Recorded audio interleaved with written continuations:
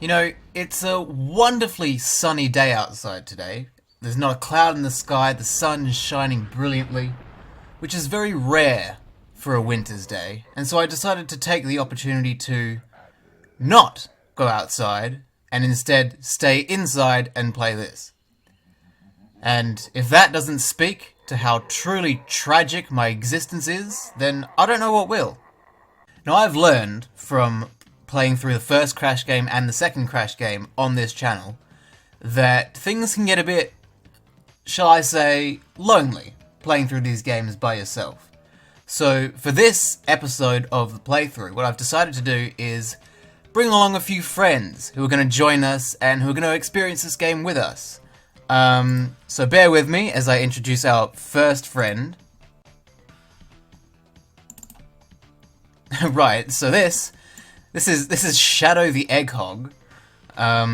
He's going to be joining us for the first level, and I'm going to sit him right there, and we're going to play through with Shadow. I think we're going to have a really good time. I think it's going to be fun. It'll be great. You keep talking, Cortex. Shadow the Egghog doesn't give a shit. You know, I gotta say, this might be one of the best looking original PlayStation games ever. Like, just look at this. It's incredible. There's kind of nothing to say about this first level though, because it's so easy. Like, I have nothing to talk. I'm just sort of running through Toad Village. I've got nothing to talk about. I'm boring Shadow. I'm supposed to be making friends and entertaining Shadow the Egghog here, and I can't do that because I've got nothing to say. I'm so sorry, Shadow. I'm letting you down. Look at that. Clean sweep. This game is easy. I guess I didn't get the relic, but I'm not going for the relics because fuck that shit. I think we'll all agree. Fuck that shit. Well, thanks for your company, Shadow. It was great to have you along in Toad Village. But now we're gonna move on to our next friend, which is Daniel Radcliffe and Horse. Actually, I think he's covering a bit too much of the screen there. Let's make you a bit smaller, Daniel Radcliffe and Horse. There we go. I hate these levels. I've just realised and remembered that about half of this game is bullshit vehicles. Well, not half. Wrath of Cortex is half. This game's like, what, 30% bullshit vehicles? So I'm not looking forward to that. But it just comes with it, you know? I think these vehicles and, you know, these whack as fuck stages, I think they're the reason that 3 is not as good as 2. Don't you agree, Daniel Radcliffe and Horse? I think 2 is much better because it doesn't have as many gimmicks. It doesn't have as much bullshit. And it doesn't have any useless power-ups either. But this game is just full of this random stuff. And it's like, this is not what Crash Bandicoot is. I mean, it's sort of, like, these underwater levels sort of are. But, you know, flying around in a plane, or on a jet ski, or, you know, stuff like that. That's not Crash Bandicoot. What is that? That's a different game. You know? You know what I'm trying to say? You get what I mean, don't you, Daniel Radcliffe and Horse? What time period is underwater even supposed to be? Because this game is all about time travel. And we're in the underwater age, is that a thing? Or is that a city in the background, actually? Like, there's the silhouettes? Is that the silhouette of a city? The lost city of Atlantis? I think I just figured it out. We just figured it out, Daniel Radcliffe and Horse. This is the lost city of Atlantis. That's what this is. Wow. That's incredible. Can't believe you were here to witness that discovery, Daniel Radcliffe and Horse. Oh, I died, though. Oh, no, I didn't. But I am stuck. Well, that was a bit of bullshit, I think. I don't think that was fair. I couldn't move.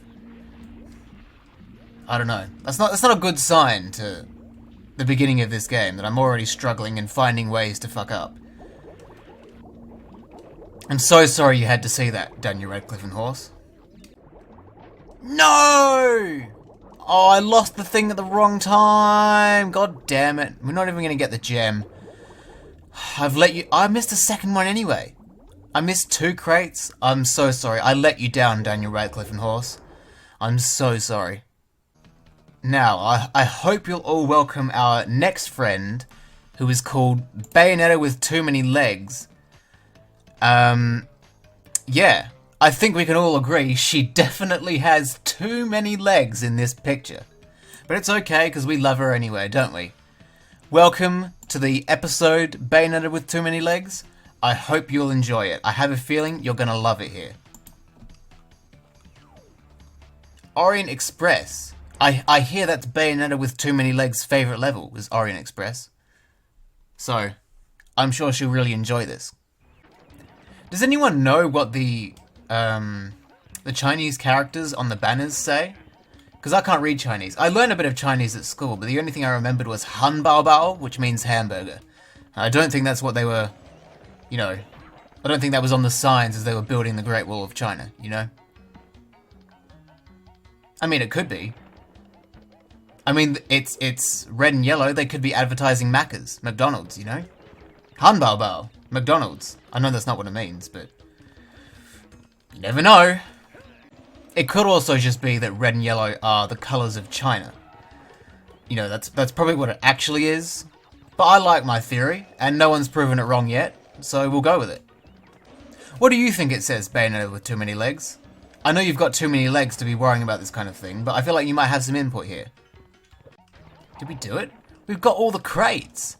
That's amazing. I'm so glad you were here to witness that, Bayonetta with Too Many Legs. Because I let Daniel Radcliffe and Horse down in the last level, but this time we got all the crates and we got the gem, so that's pretty wicked. Now the next level is Boneyard, so I think it's very fitting that now we're going to say goodbye to Bayonetta with Too Many Legs and say hello to Joe Biden, who is here to join us. Now, for some reason, he's very intent on telling me that he did not kill Madonna. Yeah, so I don't really know what that's all about. But I'm glad he's here to join us for Boneyard, because he is a dinosaur in his own right. So I'm sure he'll feel right at home. So welcome to the show, Joe Biden. I believe you that you did not kill Madonna. So you don't have to tell me that, but thank you anyway. Do you know what I learned recently? I learned that history, by its definition, is recorded past. And that's why prehistoric is prehistoric, because it's prehistory, it's pre-recorded past. That's so cool. Like, I used to think that history was just everything that's already happened. But it's not. It's everything that's been recorded. That sounded like a lot cooler in my head, but then when I said it out loud, it sounded quite boring. I'm so sorry about that, Joe Biden. I didn't mean to bore you. I hope the gameplay is exciting enough for you, though. It's good to have a friend to talk about these things with. Especially as someone who lived through most of prehistory and history, I feel like you'd appreciate discussion like this. Even if it's not, the most exciting thing in the world. There's some value in having the conversation, I think. It's all about that human connection, isn't that right, Joe Biden? Now, I do not remember any of this. Crash 3 is easily the Crash game I played the least. Simply because it's the third one, you've got to play them in order, but I do not remember doing any of this. My memory is failing me. I know that's something that you, Joe Biden, are very familiar with, is memory failure, but yeah, it's kind of bizarre to be playing. It's like a fresh new experience, because I just don't remember how these levels are laid out and all that. It's exciting. It's exciting. I'm looking forward to playing the rest of this game. And I hope you're enjoying your time here as well, Joe Biden. I hope you're enjoying seeing the levels and excited to see what comes next. Even though you'll be replaced in the next level by a different friend, it's good to have you here. I appreciate your presence. Alright, last level in the warp room. We're going to be joined by a very, very special friend. Now this is quite big. This is the Mona Lisa. And it's very exciting because today is actually the Mona Lisa's first birthday. And I thought it would be very fun to celebrate the Mona Lisa's first birthday by playing a bit of Crash 3. Having the Mona Lisa here on her first birthday, or his first birthday, or their first birthday. I'm not quite sure on the pronouns here. But it's very exciting to have such a monumental celebration here in this episode of Crash 3. We're really making waves, I think. I like to imagine that as we're doing all of this, as we're jet skiing across the surface of the water, right at the bottom of the surface of the ocean. Does that make sense? Right at the bottom of the surface of the ocean? No, on the floor of the ocean floor, that's where Crash is doing his underwater level shenanigans. That's what I like to think. I know I had a stroke sort of trying to get that sentence out. And I'm so sorry that the Mona Lisa had to be there to witness it. But you know what I was trying to say. I think it's likely, because really, there is only one ocean. I mean, I know that there's like 7 with different names, but they're all connected. They're all one giant ocean. So, it's true. No matter which way you look at it, it's true. I'm really flying through this. This is going pretty quickly. I feel like I'm at the end already. Yeah, the end's right there. I feel like I've hardly done anything. I don't feel like I deserved that. You know, nothing exciting is happening. I'm getting all the crates quite easily. I feel like this is a massive letdown for the Mona Lisa's first birthday, you know? Would have been expecting something a bit more monumental and grand for such a monumental occasion, but, you know, this is all I've got. I'm so sorry, Mona Lisa. I know you're probably expecting more for your birthday celebration, but I just don't have anything else to offer. I cannot apologize enough. But thanks for showing up anyway. It was nice to have your company. I think for the boss fight, it's only fair that we invite all of our friends back to witness it. Because there's going to be a crowd. There's going to be a lot of people watching. We're going to need some fans of our own. So I'm going to invite back Joe Biden, who did not kill Madonna. Joe Biden definitely did not kill Madonna. So don't even bother asking him about that. We're going to invite back Bayonetta with too many legs. Where is she? There we are, Bayonetta with too many legs. Welcome back. It's good to see you again. Where am I going to put you that's not going to be in the way? They're all too big. That's the problem. All right, I'm going to shrink you down, Mona Lisa. I'm going to shrink you down, Bayonetta with too many legs. All right, you can sit there. Joe Biden, who did not kill Madonna, you can sit down there. What have we got? What have we got? Who else have we got? Who's next? Who's next? Daniel Radcliffe and Horse. Welcome back, Daniel Radcliffe and Horse. I'm going to sit you... You know what? You can sit in the middle there, Daniel Radcliffe and Horse. You can sit right there. And last one, who joined us first. He was our first guest. I haven't forgotten about him. Shadow the Egghog. Welcome back. I'm going to sit you right here. And actually, I'm going to move Daniel Radcliffe and Horse there. And we're good. Everyone's here. The whole gang's here. We're all ready to take on Tiny Tiger in the Colosseum.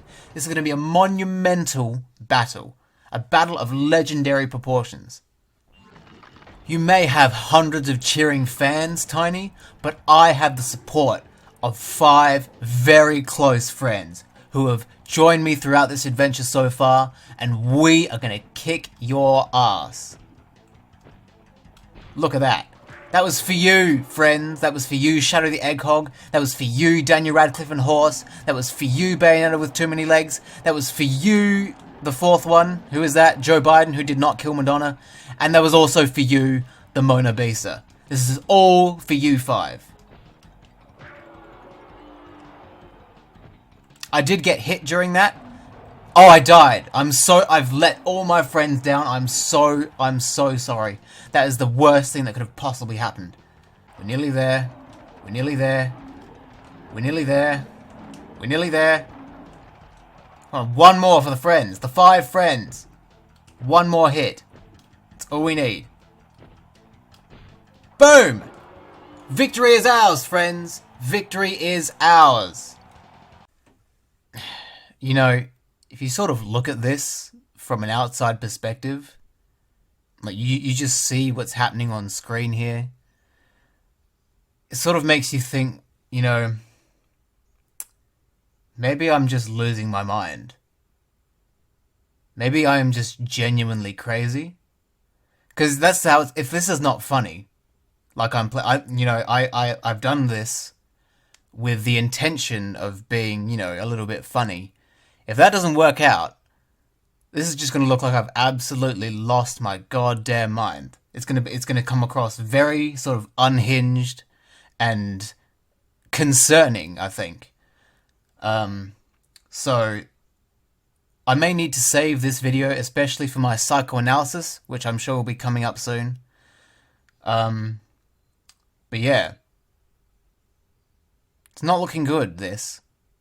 You know, even though I've sort of demonstrated my descent into madness, it still was fun. Playing those levels was fun. And I'm sure these 5 friends here, were they sentient, would agree. So I'm looking forward to what the rest of this game has to offer. Even though I know what it has to offer because I've played it before. But you know, gotta keep the excitement high. I did say at the beginning of the video that my existence generally was tragic. And I just think this final image that you're looking at right now, I think that exemplifies the tragedy pretty well.